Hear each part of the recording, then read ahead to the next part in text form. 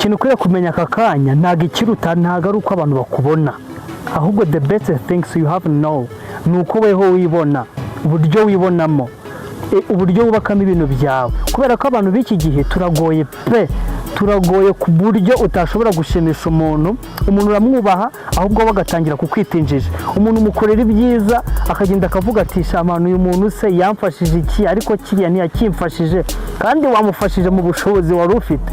So ntabwo bibaho rero ko watuma umuntu cyangwa se ikiremwa muntu kinyurwa.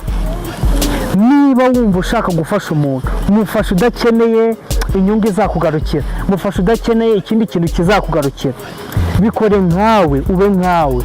Niba ushaka kumva ushaka kwambara uko ushaka kubaho, baho nkawe, wishaka kuba nk'undi muntu.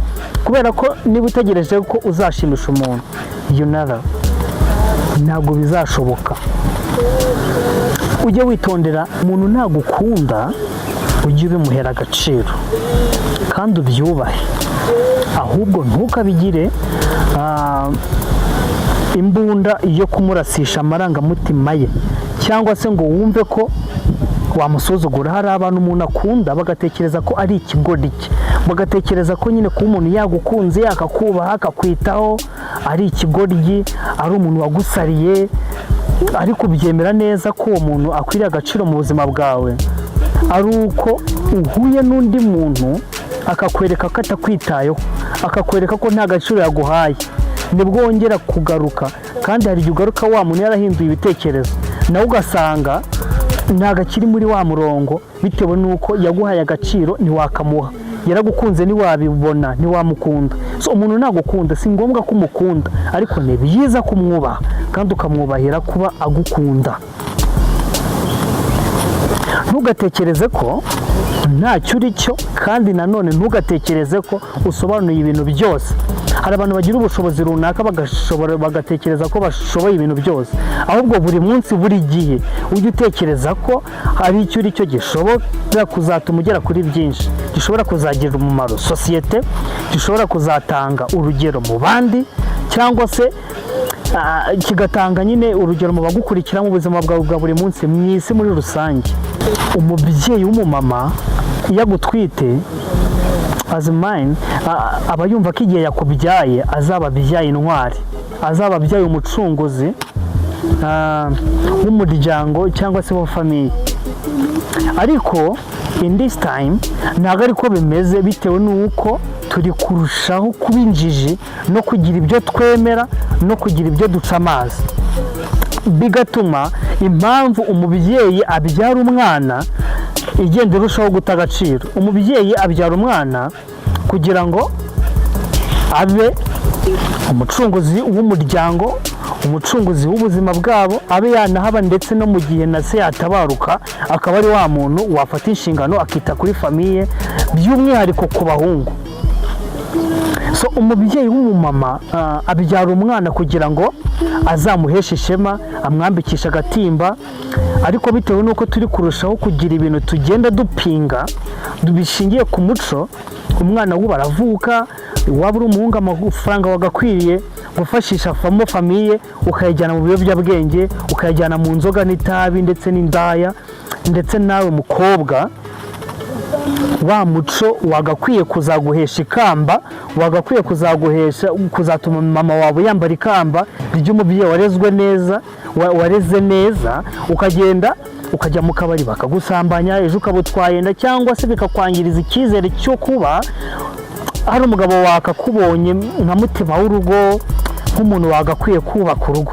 So in this time rero dukeneye to changing our mindset, dukeneye kutirefera cyane ku bintu isi iri kutuzanira, ahubwo tugakomeza ku muco wacu. Ni nayo mpamvu sometimes igihugu kitubwira ko culture is a culture, umuco ni umuco, agahugu katagira umuco karacika. Niyo mpamvu rero nawe niba uyambura umuco ukumva ko ugomba kwirefera ku bintu bimwe na bimwe, bizajyana no kwiyambura za nshingano cyangwa se cya kintu k'agaciro katumye umubyeyi wakubyara. Twubaha ababyeyi nicyo cya mbere, ariko tunabubahisha muri byose. umuhungu ntabwo ajya gushaka umukobwa kubera ko afite imiterere myiza, kubera ko azi gusokoza, kubera ko azi gutera inzara zifite amakara atandukanye, ahubwo ajya guhitamo umukobwa bitewe n'ubwenge yamubonanye. Umukobwa ushobora kuba mama w'abana, ushobora kuba mutima w'urugo, ushobora kwita ku rugo, ushobora guturisha umugabo. Ibyo ngibyo nibyo areba mbere y'uko aguhitamo. Ni nayo mpamvu usanga umugabo avuye ikantarange akaza gushaka wowe, nuko aba yakubonyemo umwihariko udasanzwe, kandi n'ahantu aba avuye abasize abakobwa batandukanye bafite amashepu, bafite imisatsi miremire, bafite inzara, bazi gutera, ariko we aje gushaka wowe nuko yakubonyemo ubushobozi budasanzwe, ubwenge budasanzwe. Sokoza ubwenge bwe mbere y'uko usokoza imisatsi yawe, uba umuntu w'icyitegererezo, wa muntu yifuza, uyu nguyu, ku buryo uzaba wa umuntu yifuza ko yaba umukazana, umuntu waba umukwe.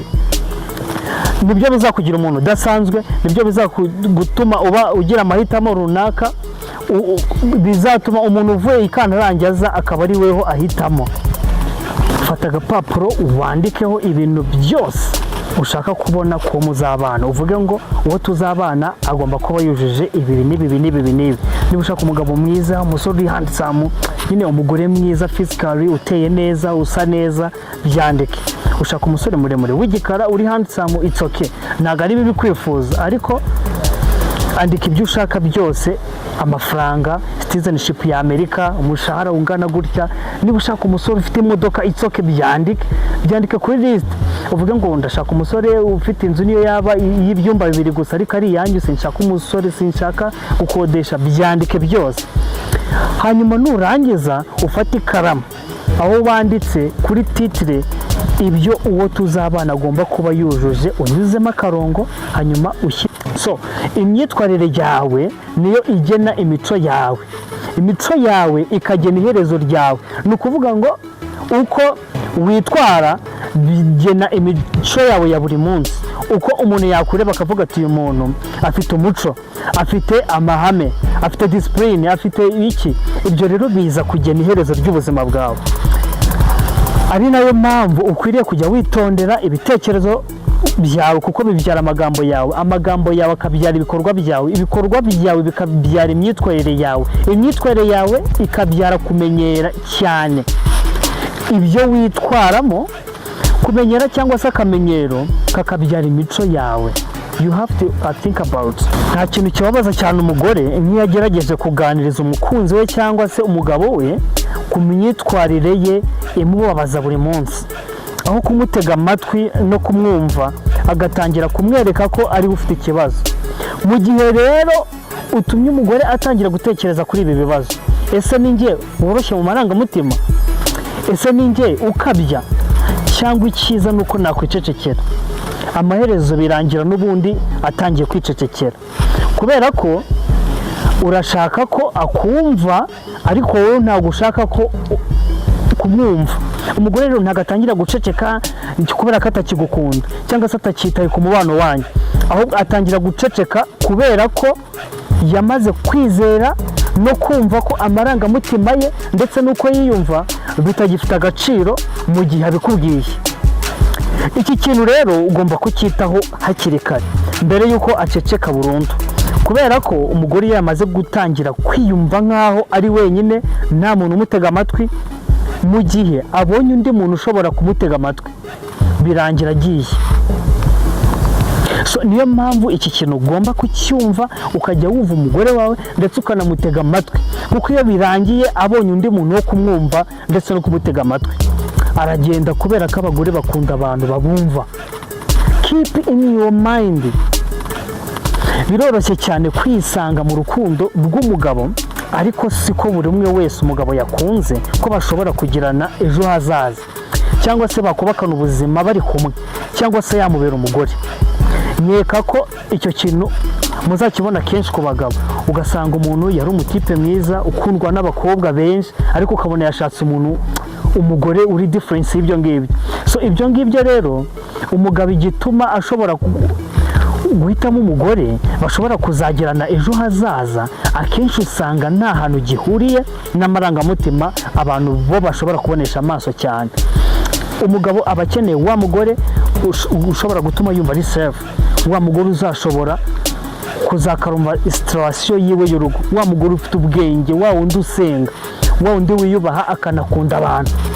Mu gihe rero udafite ibyo bintu, biragoye ko umugabo we ashobora kugukunda. Umugabo wawe ukeneye wa mugore uvuga atuje, atari wa wundi bazagirana ikibazo gasare usange